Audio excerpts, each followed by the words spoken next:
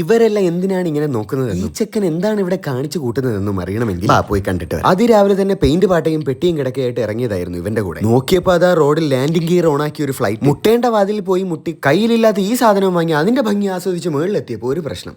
ഇതെങ്ങനെ ഈ വണ്ടിയിൽ കൊണ്ടുപോകും? അങ്ങനെ ഗൂഗിൾ അമ്മച്ച് കാണിച്ച വഴിയിലൂടെ നമ്മൾ എത്തിച്ചെന്നത് ദാണ്ട് ഇവിടെ. എവിടെ ചെന്നാലും എത്ര തിരക്കാണെങ്കിലും ഫുഡ് മുഖ്യം വെക്കില്ലേ. കുറെ ബുദ്ധിമുട്ടിയിട്ട് വാട്ടർമെലൻ ജ്യൂസ് കിട്ടാത്തതുകൊണ്ട് നമ്മൾ പൈനാപ്പിളിൽ അങ്ങ് തുടങ്ങി. പൈനാപ്പിൾ ഒറ്റയ്ക്കായാലോ എന്ന വിഷമത്തിൽ 2 നഗറ്റ്സും അങ്ങ് തട്ടി.